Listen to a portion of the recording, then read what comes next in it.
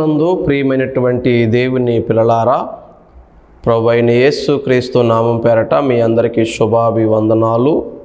మరణాత షలోమ్. ఒక వాక్య భాగాన్ని చదువుకుందాము. యోహాను రాసిన ప్రకటన గ్రంథము 1వ అధ్యాయము, the book of Revelation chapter 1, 9వ వచనము. 9వ వచనం చదువుతున్నాను చూడండి. మీ సహోదరుడను యేసును బట్టి కలుగు శ్రమలోను, రాజ్యములోను, సహనములోను పాలివాడునైన యోహానను నేను దేవుని వాక్యము నిమిత్తమును యేసును గూర్చిన సాక్ష్యము నిమిత్తమును పద్మాసు ద్వీపమున పరవాసినైతిని. ప్రభువునందు ప్రియమైనటువంటి దేవుని పిల్లలారా, ఈ ప్రకటన గ్రంథము ఎవరు రాస్తారంటే యేసు ప్రభు శిష్యులలో ఒకడైనటువంటి యోహాను గారు ఈ ప్రకటన గ్రంథాన్ని రాస్తారు.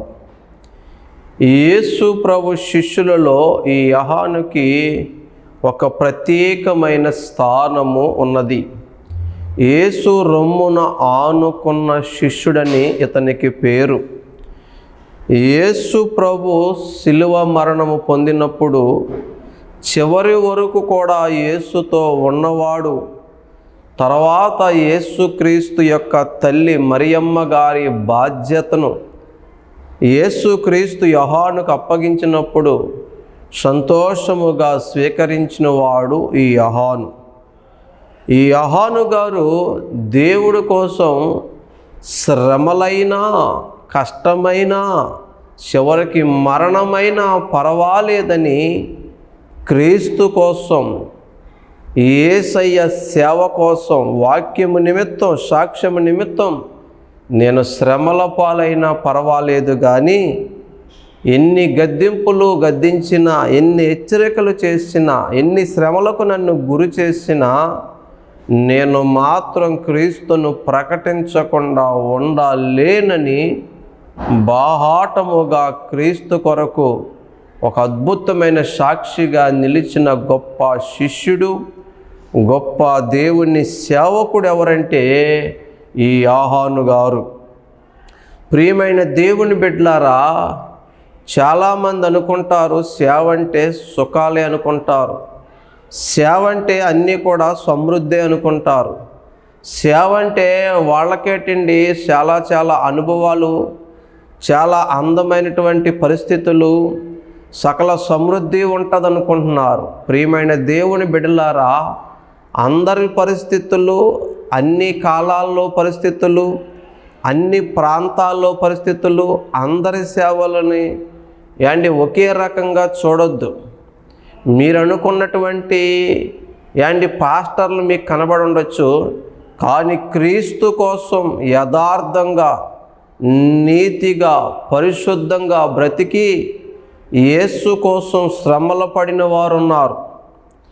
యేసయ్య కోసం, సత్యం కోసం, ఆయన సాక్షిగా బ్రతకడం కోసం చంపబడిన వారు ఉన్నారు.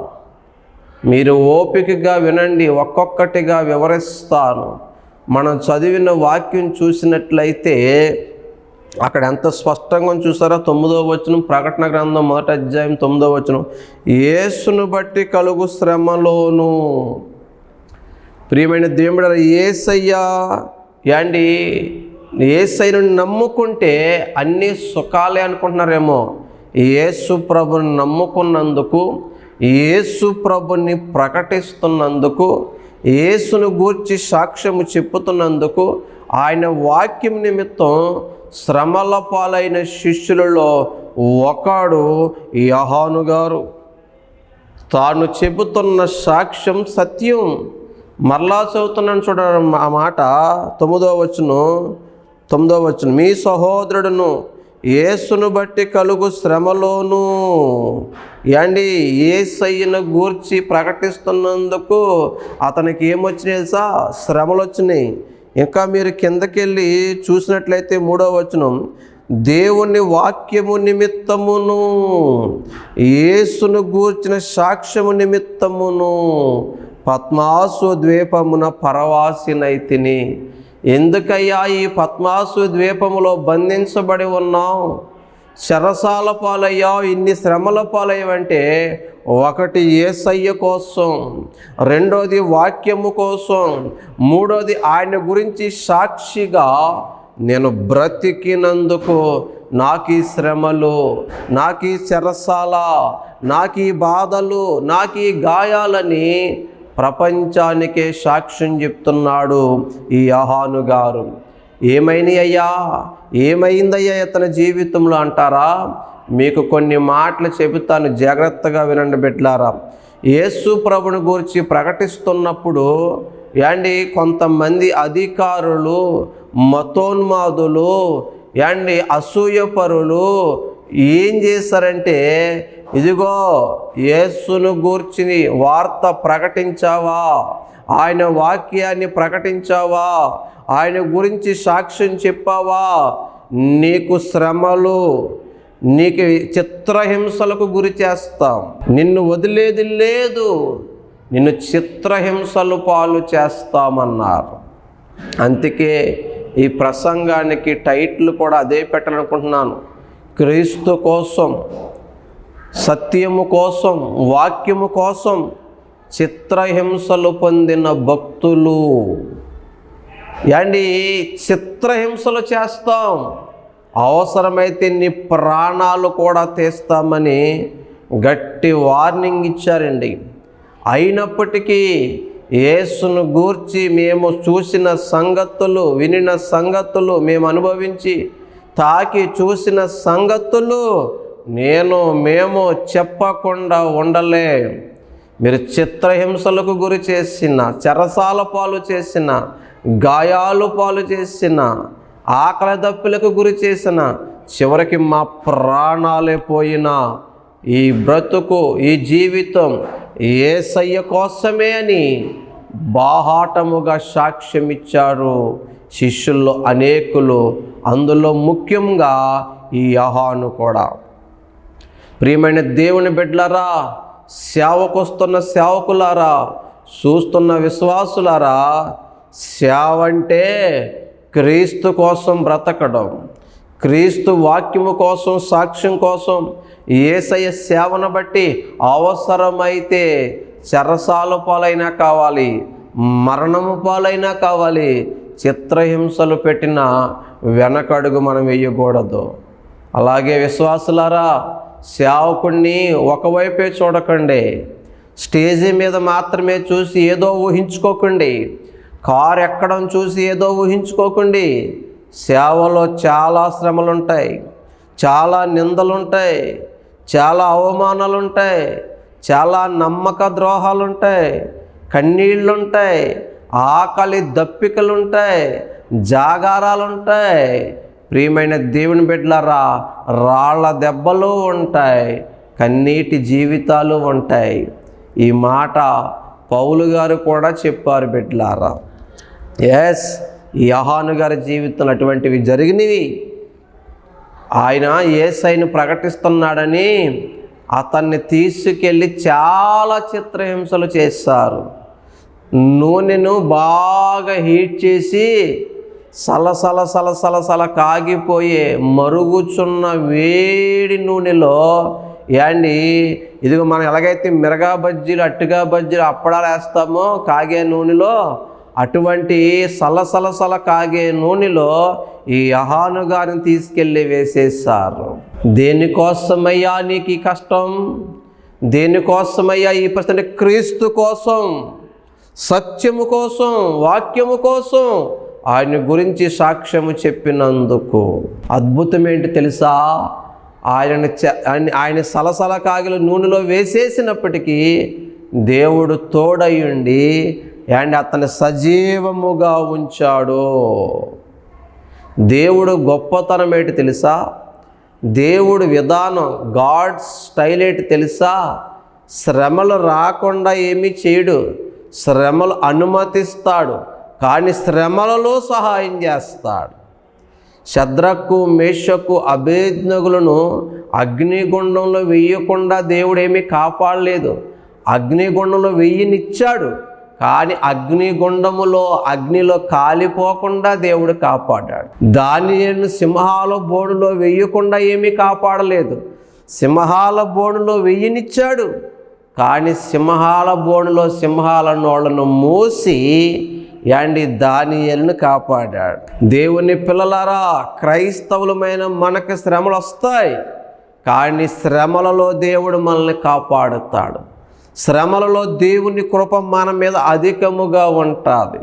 శ్రమలు ఉపకారమే, శ్రమలు మేలే. శ్రమ కలుగుట నాకు మేలాయను అంటున్నాడు భక్తుడు 119:71 కీర్తన గ్రంథం. శ్రమలు వస్తున్నప్పుడు దేవుడు మాకేమీ చేయలేదు అనుకోకండి. శ్రమలలోనే దేవుడు తన మహిమను నీ ద్వారా ఈ ప్రపంచానికి తెలియపరుస్తాడు. ఈరోజు ఎంతోమంది క్రైస్తవ్యాన్ని శ్రమలకు గురి చేస్తున్నారు. పాస్టర్ అమ్మలను సువార్థికులను, అపోస్తులను, ప్రవక్తలను, దేవుడి కోసం సాక్ష్యం ఇచ్చేవాడిని, దేవుడి కోసం బ్రతికేవారిని, వాక్యం ప్రకటించేవారిని శ్రమలకు గురి చేస్తున్నారు. క్రైస్తవ్యాన్ని లేకుండా చేద్దామనుకుంటున్నారు. ఆ రోజు ఫరో కూడా ఇటువంటి పన్నాగమే పన్నాడు. ఐగుప్తులో వీళ్ళుండకూడదని శ్రమల పాలకు గురి చేశాడు. వీళ్ళ సంఖ్య పెరిగిపోతుంది, నేను అణిచివేయాలి అని చెప్పి శ్రమల పాలు చేశాడు. శ్రమల పాలు చేసినప్పుడు ఏమైంది తెలుసా? రెండొక్కసారి బైబిల్ చూద్దాం. నిర్గమాకాండము 1వ అధ్యాయము 12వ వచనం. అయినను ఐగుప్తీయులు వారిని శ్రమ పెట్టిన కొలది వారు విస్తరించి ప్రబలిరి. మన దేవుడెంత గొప్పవాడో తెలుసా? ఐగుప్తీయులు ఇశ్రాయేలుని శ్రమ పెట్టిన కొలది ఇశ్రాయేలు విస్తరించారు, ప్రబలిరి అని బైబిల్లో ఉంది. ఈరోజు ఎంతోమంది అనుకుంటున్నారు క్రైస్తవ్యాన్ని హింసిస్తే, దేవుని సేవకులను, దేవుని బిడ్డలను హింసిస్తే దేవుడికి దూరం అయిపోతారు, క్రైస్తవ్యం ముగిసిపోతుంది, దేవుని సువార్త ఆగిపోద్ది. అలో బ్రదర్, దేవుని రాజ్యాన్ని ఆపడం, దేవుని సువార్తను ఆపడం నీ వల్ల కాదు కదా, నీలాంటి గొప్ప గొప్పోళ్ళు వల్ల కూడా కాలేదు. నీరో చక్రవర్తి లాంటోళ్ళు, ఫరో లాంటోళ్ళు, హిట్లర్ లాంటోళ్ళు, మహామహులు అని పిలువబడినోళ్ళు క్రైస్తవ్యాన్ని కాలగర్భంలో కలిపేస్తామన్నారు. బైబిల్ని భూప్రపంచం మీద లేకుండా చేసేస్తామన్నారు. ఈ చిత్రం ఏమిటో తెలుసా? క్రైస్తవ్యాన్ని లేకుండా చేసేస్తాం, క్రైస్తవులే లేకుండా చేసేస్తాం, బైబిలే లేకుండా చేసేస్తాం, యేసు పేరు వినపడకుండా చేసేస్తామన్నవాళ్ళు కాలగర్భంలో కలిసిపోయారు. కానీ నేటికి క్రైస్తవ్యం నిలిచే ఉంది. రోజు రోజుకి విస్తరిస్తూనే ఉంది, బలపడుతూనే ఉంది. బైబిల్లో బైబిల్ని లేకుండా చేద్దామనుకున్న వాడి కలలు ఆవిరైపోయాయి, వాడి కాటిపాలైపోయాడు. కానీ ఈరోజు బైబిల్ లేని దేశము లేదు. ప్రపంచంలో అత్యధికంగా అమ్ముడవుతున్న పుస్తకం ఏంటి తెలుసా? బైబిలే. అత్యధికంగా కాల్చబడిన గ్రంథము బైబిలే. లేకుండా చేసేద్దాము కానీ కాలుస్తున్న కొద్ది అత్యధికముగా ముద్రించబడుతూ అత్యధికముగా అమ్ముడవుతున్న పుస్తకం కూడా బైబిలే.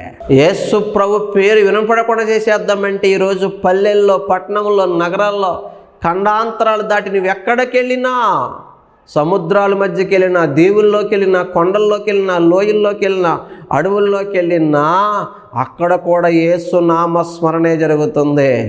యేసయ్య సాక్షులు ఇంకా ఉన్నారు. యేసయ్య కోసం ప్రాణాలకు తెగించి బ్రతుకుతున్న సేవకులు ఉన్నారు. అటువంటి వారందరికీ నా దేవుని కృప తోడయుండును గాక. ప్రియమైన దేవుని బిడ్డలారా, ఎన్నో కుట్రలు పన్నారు యోహాను గారి మీద. సలసల కాగిన నూనెలో వేసేసిన దేవుడు అతనికి ఏ హాని జరగకుండా కాపాడాడు. మరలా ఇతని మీద ఇంకా కోపం పెంచుకొని పళ్ళు కొరుక్కుని ఏంట్రా యేసయ్య అంటే నీకు ఇంత పిచ్చి? ఎస్, నిజమైన దేవుని బిడ్డ, నిజమైన క్రైస్తవుడు శ్రమలు వచ్చాయని యేసుప్రభుని విడిచిపెట్టాడా? ప్రాణాలు పోయినా పర్వాలేదా? ఈ బ్రతుకు క్రీస్తు కోసమే. మీరు బోర కోసేసినా స్తుతి స్తోత్రం అనుకుంటూ హాయిగా చచ్చిపోతాం స్టెఫన్లాగా. కానీ బైబిల్ని, నా యేసయ్యని విడిచిపెట్టే ప్రసక్తే లేదు. ఒకవేళ శ్రమలు వచ్చాయని, కష్టాలు వచ్చాయని, కలిసి రాలేదని, స్వస్థత రాలేదని, ఏదో జరగలేదని యేసుక్రీస్తుని విడిచిపెడితే ఆడు నిజమైన క్రైస్తవుడు కాదు. స్వార్థం కోసం వచ్చిన స్వార్థపరుడు, తన స్వలాభం ఆశించి వచ్చిన స్వార్థపరుడే తప్ప అతను నిజమైన క్రీస్తు బిడ్డ కాదు. క్రీస్తు రక్తములో కడగబడిన వాడు అంతకన్నా కాదు. నిజమైన క్రైస్తవుడు, నిజమైన దేవుని బిడ్డ యోహాను గారిలాగే ఉంటాడు. నూనెలో వేసిన అతనికేమీ కాలేదు. మరింత కోపగించి అతన్ని తీసుకెళ్ళి అరటి బొంద కట్టేసి కోత మిషన్ కాడ పెట్టి అరటి బొందతో సహా ఇతని బాడీని కూడా ముక్కలు ముక్కలుగా కోసేయాలని ఆ కోత మిషన్ మీద పెట్టారు. చెక్కల కోసే మిషన్లు ఉంటాయి చూసారా, రంపాలతో కోయించేద్దామని పెడితే అద్భుతం చెప్పమంటారా? నా యేసయ్య గొప్పతనము చెప్పమంటారా? ప్రియమైన దేవుని బిడ్డలారా, రంపాలతో కొయ్యాలని చూసినా, అతన్ని చంపాలని చూసినా దేవుడు అతనికి భద్రతనిచ్చాడు. అరటి బంద దాకా తెగింది తప్ప యోహాను గారు బాడీలో నుంచి ఒక్క డ్రాప్ ఆఫ్ బ్లడ్ కూడా, ఒక్క రక్తపు చుక్క కూడా బయట పడకుండా దేవుడు కాపాడాడు. ఇది నా దేవుని గొప్పతనం, ఇది దేవుడి కాపుదల. అలాగని అందరినీ కాపాడమని చెప్పట్లేదు, కాపాడని చెప్పట్లేదు. నా యేసయ్య ప్రణాళిక మన మీద ఉన్నంత వరకు, ఆయన నియమించిన దినములు లెక్క పూర్తయ్యేంత వరకు ప్రాణము కాదు కదా, నీ తల వెంట్రుకల్లో, నా తల వెంట్రుకల్లో ఒక్కటి కూడా నేల రాల్చడం ఎవరి వల్ల కాదు. ఈ వాక్యం వింటున్న దేవుని బిడ్డలారా, ఈరోజు క్రీస్తు కోసం మనం బ్రతకాలి, ఆయన వాక్యము కోసం బ్రతకాలి, ఆయన గురించి సాక్ష్యం చెప్పడానికి మనం బ్రతకాలి. అవసరమైతే చిత్రహింసలకు ఎదురెళ్ళాలి తప్ప వాక్యాన్ని, క్రీస్తుని విడిచిపెట్టకూడదు. ఈ వాక్యం చెప్తున్న నేను 2 కాళ్ళు పనిచేయని వికలాంగుణ్ణే, బలవంతునేమి కాదు, కానీ క్రీస్తు కోసమే పరిగెడుతున్నాను. కాళ్ళు లేవనో, కిడ్నీ కడుపులో ఉందనో, వెన్నుముక ఆపరేషన్ జరిగిందనో, చెవిలో ప్రాబ్లం ఉందనో, ముక్కులో ప్రాబ్లం ఉందనో, ఏదో లేదనో, ఎవరో లేరనో, ఏదో కలిసి రాలేదనో యేసయ్యని విడిచిపెట్టే ప్రసక్తి లేదు. ఏమున్నా లేకపోయినా, ఎవరున్నా లేకపోయినా ఈ పరుగు క్రీస్తు కోసమే. ఈ ఊపిరి దేవుడిచ్చాడు, ఆయన కోసమే ఈ ఊపిరి ఆగిపోవాలి. ఈ ప్రాణము దేవుడిచ్చాడు, ఈ ప్రాణం ఆయన కోసమే పోవాలి. అవసరమైతే అత్తసాక్షి అయిపోవాలి. అదే నా ఆశ, అదే నా కోరిక. దేవుడు క్రీస్తు న్యాయపీఠం ఎదుట నిలబడినప్పుడు సిగ్గుపడనక్కరలేని పనివాడిగా, సేవకుడిగా ఆయన ఎదుట నిలబడి పరిశుద్ధుల ఎదుట ఆయనిచ్చే బహుమానము, ఆయనిచ్చే కిరీటము, ఆయనిచ్చే మహిమను అనుభవిస్తాం. కాబట్టి ఆ మహిమ ఎదుట, దేవుడిచ్చే ఆ గొప్ప స్థానం ఎదుట ఇప్పటి కాలపు శ్రమలు ఎన్నదగినవి కాదని భక్తుడు చెప్పినట్టు, ఎస్ డియర్ ఫ్రెండ్స్, సమయం లేదో. ఇప్పుడు దాకా ఎలాగో బ్రతికేసావేమో, నీ ఇష్టానుసారంగా బ్రతికేసావేమో, ఇప్పటికే చాలా వయసు అయిపోయింది. ఇప్పటికైనా యేసయ్య కోసం, వాక్యము కోసం, సాక్ష్యం కోసం యోహాను ఎలాగైతే శ్రమలకు ఎదురెళ్తున్నాడో, మనము కూడా యేసయ్య కోసం ఎంతవరకైనా తెగించి బ్రతకాలి. తాగుబోతోడికి తాగుడు ఒక వ్యసనంలాగా, వ్యభిచారికి ఆ వ్యభిచారం ఒక వ్యసనములాగా, ప్రియమైన దేవుని బిడ్డలరా, యేసయ్య మనకు అవసరమైతే, ఈ పదం వాడకూడదేమో, కొంచెం అర్థమవుద్దని వాడుతున్నాను. యేసయ్య అంటే ఒక పిచ్చిలాగా, ఒక వ్యసనంగా మారిపోవాలి మనం. తాగేవాడు ఆ మందు లేకపోతే ఎలాగైతే ఉండలేడో, సిగరెట్ కాల్చేవాడు అది లేకపోతే ఎలా ఉండలేడో, యాండి పాపం చేసేవాడు ఆ పాపం అందకపోతే ఎలా ఉండలేడో, స్త్రీతో పురుషుడితో వ్యభిచారం చేసేవాడు ఆ సుఖం లేకపోతే ఎలా ఉండలేరో, అలాగా మనము యేసయ్య లేకపోతే ఉండలేని వారంగా మారిపోవాలి. సారీ, ఈ కంపారిజన్లో కొంచెం తప్పులు ఉంటే నన్ను పెద్ద మనసుతో క్షమించండి. అర్థం అవడానికి ఆ భాష, ఆ పదాలు, ఆ వ్యక్తులను ముందు తీసుకొచ్చాను. నో డౌట్ వాటికి వీటికి ఏమి మ్యాచ్ అదని తెలుసు, అర్థం అవడం కోసమే ఈ పదాలు వాడాను. యేసయ్య మనకు ఒక పిచ్చి ప్రేమగా మారిపోవాలి. ఆయన లేకుండా మనం ఉండలేమన్నట్టుగా మారిపోవాలి. సువార్త ప్రకటించకుండా బ్రతకలేమన్నట్టుగా మన బ్రతుకు మారిపోవాలి. యోహాను అన్నాడు, నూనెలో వేసిన రంపాలతో కోయించిన నేను క్రీస్తుని కోసం ప్రకటించకుండా ఉండలేను. ఆయన వాక్యము నిమిత్తం, సాక్ష్యం నిమిత్తం నేను బ్రతకకుండా ఉండలేను. మీరు ఏమైనా చేసుకోండి, నేను ఆయన కోసమే బ్రతుకుతాను. అబ్బా, ప్రతి క్రైస్తవుడు, ప్రతి సేవకుడు ఎంత రోషము కలిగి నిలబడాలండి.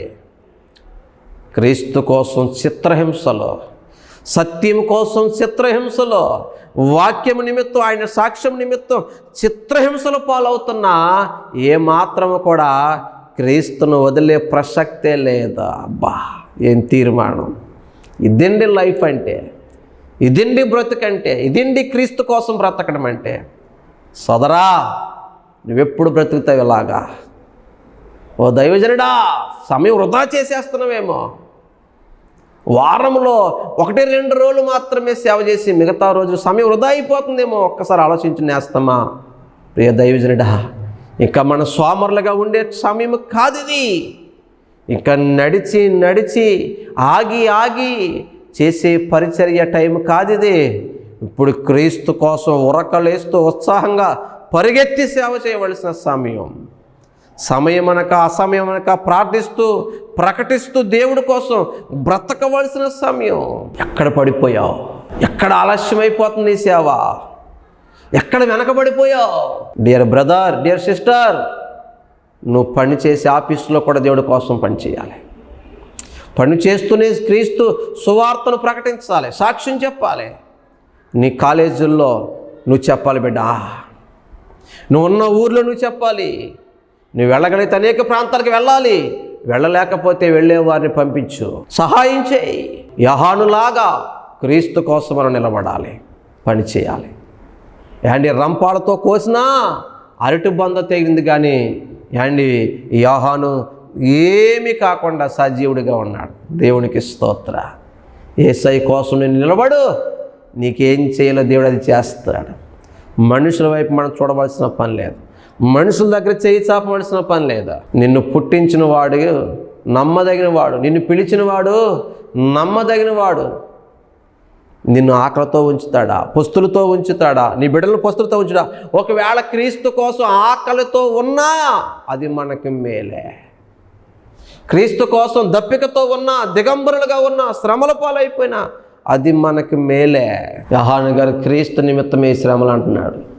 యేసయ్య కోసమే నాకు ఈ శ్రమలు అంటున్నాడు. అయినా నాకు భాగ్యమే అంటున్నాడు. బిడ్డ రంపాలతో కోసినా చావలేదండి.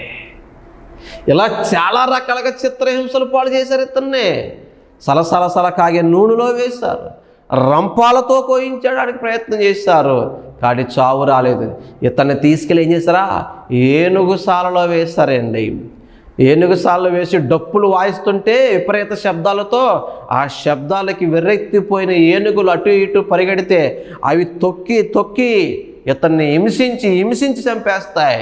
ఎముకలు విరిగి చేస్తాడు, రక్తం కక్కుకొని చేస్తాడు, చర్మం ముక్కలైపోయి చేస్తాడని ఎన్నో ఆశలతో అతన్ని ఏనుగుశాలలో వేసిన ప్రియమైన దేవుడు అద్భుతమైన తెలుసా, అక్కడ కూడా యోహానుని దేవుడు కాపాడాడు. దేవునికి స్తోత్ర. మంచి దేవుడండి, గొప్ప దేవుడండి. నువ్వు నిలబడు, నువ్వు పోరాడు. నా దేవుడు రాసిన లెక్క, దినముల లెక్క పూర్తయ్యే వరకు ఎన్ని శ్రమలు వచ్చినా ఏమీ కాదు నీకు. నీ ప్రాణాన్ని ఆయన దగ్గర మూట కట్టి దాచి ఉంచాడు. ఆయన సెలవైతేనే నీకేదైనా జరుగుతుంది. ఆయన సెలవైతేనే నీ ప్రాణం పోతా తప్ప ఆయన సెలవు లేకుండా మన ప్రాణం తీయగలిగిన సత్తా ఉన్నవాడు ఎవడి ప్రపంచంలో. ప్రియమైన దేవుని బిడ్డలారా, రోషంగా బ్రతకాలి మనం, యథార్థంగా బ్రతకాలి మనం, నీతిగా బ్రతకాలి మనం. శ్రమైనా, ఖడ్గమైనా, హింసైనా, ఆకలైనా, దప్పికైనా నిలబడి బిడ్డ. ఎంతోమంది భక్తులు క్రీస్తు నిమిత్తం, ఆయన సాక్ష్యం నిమిత్తం, వాక్యం నిమిత్తం, సత్యం కోసం చిత్రహింసలు అనుభవించారు. కాబట్టి ఈరోజు క్రైస్తవం ఇలా విస్తరిస్తూ ఉంది. వారు కార్చిన రక్తం, వారు కార్చిన కన్నీరు, వారు పడ్డ శ్రమలే ఈరోజు దేవుడు చూసి ఇంకా ఇంకా ఇంకా ఇంకా ఈ క్రీస్తు రాజ్యాన్ని విస్తరింపచేస్తున్నాడు, బలపరుస్తున్నాడా. కాబట్టి ఇప్పటి కాలపు శ్రమలు, వ్యతిరేకతను చూసి కృంగిపోక, భయపడవలసిన పని లేదు, చింతించవలసిన పని లేదు. నా దేవుడు ముయ్యనంత వరకు ఈ సువార్త ద్వారాలు ముయ్యడం ఎవరి వల్ల కాదు. నా దేవుడు సెలవివ్వనంత వరకు నీ ప్రాణం తీయడం ఎవరి వల్ల కాదు. ప్రియమైన దేవుని బిడ్డలారా, క్రీస్తు నిమిత్తము నువ్వు నిలబడగలిగితే నీకెదురొచ్చే శ్రమలని, నీకెదురొచ్చే శత్రువులని, నీ సంఘానికి, నీ సేవకి, క్రైస్తవ్యానికి ఎదురొచ్చిన వారు ఎంతోమంది లేకుండా పోయారు. నా దేవుడు నీ విషయంలో కూడా ఊరుకోడు, నీ సంఘం విషయంలో ఊరుకోడు. నీకు ఎదురొస్తే, నీ సేవకు ఎదురొస్తే, నీ సంఘానికి ఎదురొస్తే, సువార్తకు ఎదురొస్తే సువార్త ఆగదు. కానీ ఎవరైతే సంఘాన్ని పాడు చేస్తున్నారో, సేవను పాడు చేస్తున్నారో, మందిరాలు పాడు చేస్తున్నారో, మందిరాలు కూడుస్తున్నారో, క్రైస్తవులు హింసిస్తున్నారో, వారు రాసి పెట్టుకో, అతి త్వరలో వారు నీకు కనబడకుండా అయిపోతారు. ఇక ఎన్నటికాళ్ళు చూడు, నీకు విరోధంగా రూపింపబడిన ఈ ఆయుధము వర్ధిల్లదో. ప్రియమైన దేవుని బిడ్డలారా, ఇన్ని చిత్రహింసలకు గురి చేసిన ఈ ఆహాను ఇంకా బ్రతికే ఉన్నాడు, ఇంకా ప్రకటిస్తున్నాడు అంటున్నాడని, యేసయ్య కోసం నిలబడుతున్నాడని, సత్యం కోసం పోరాడుతున్నాడని, సాక్ష్యం చెప్తున్నాడని, వాక్యం చెప్తున్నాడని ఇతను తీసుకెళ్ళి పద్మాసు ద్వీపములో వేసేశారు. ఆ పద్మాసు ద్వీపములో చెరసాలలో వేసినప్పుడు, అక్కడ ఉన్నప్పుడు ప్రభు దినమందు ఆత్మవశుడై ఉండగా దేవదేవుడు, గొప్ప దేవుడు, మన దేవుడు యాహాను దర్శించి జరగబోవు సంగతులన్నిటినీ చూపించి, పరలోకపు ప్రత్యక్షతలు, మర్మాలు చూపించి, పరలోకం ఎలాగుంటుంది, సాతానుగాడు ముగింపు ఎలాగుంటుంది, ప్రభు రాకడ ఎలాగుంటుంది, శ్రమల కాలం ఎలాగుంటుంది, సమస్తము కూడా ఈ యోహాను గారికి బయలుపరిచాడు. అప్పుడు యోహాను గారికి దేవుడు చూపించిన విషయాలు చూసి దేవుడు రాయమన్నప్పుడు ఈ పుస్తకము రాయడము జరిగింది. అర్థమైందా బిడ్డలారా? ప్రకటన గ్రంథం ఆ విధముగా రాయడం అనేది జరిగింది. క్రీస్తు కోసం చిత్రహింసలు అనుభవించిన, శ్రమలు అనుభవించిన, కష్టాలు అనుభవించిన యోహాను గారు నిలబడ్డాడు. మనము కూడా క్రీస్తు కోసం, వాక్యము కోసం, సత్యము కోసం, ఆయన గురించి సాక్షిగా బ్రతకడం కోసం నిలబడాలి.